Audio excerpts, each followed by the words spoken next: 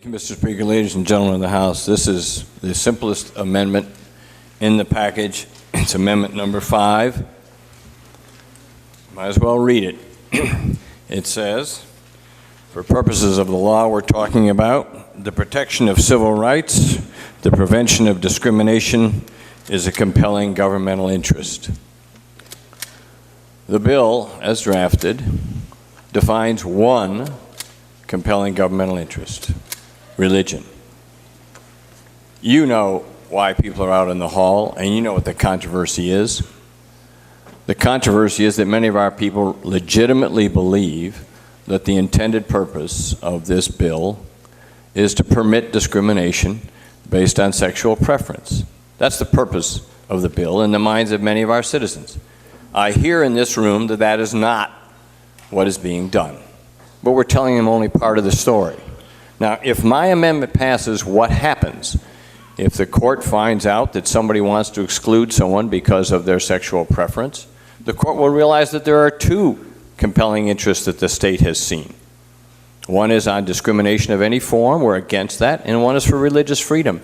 And the court will weigh what to do. And even then, under the bill, with this simple amendment, the court will say we can do the least possible restriction on the religion.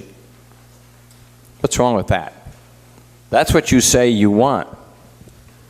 You pass this bill without this amendment, you're sending a message that our local ordinances that protect people who are from the LGBT community, those ordinances are at risk, they're not a priority of this body, and they can be readily trumped by a claim of religion. I don't think that's a message you want to send.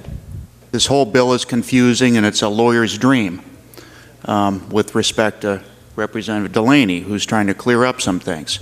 Look, if this bill is not about allowing a right to discriminate, prove it. Vote yes. Respectfully request a roll call vote. I think those who vote against this are saying that we don't want to tell the courts, and therefore are not telling the public, that civil rights and rights to be free from discrimination are compelling central interests of our government.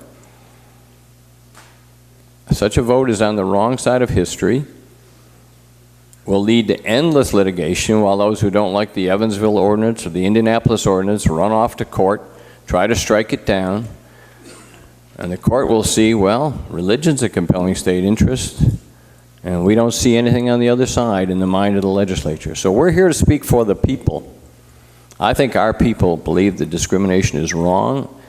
I think you should vote for this amendment. I think it's perhaps the most important amendment that I've filed in my years of service here. So please give it your thought. Thank you.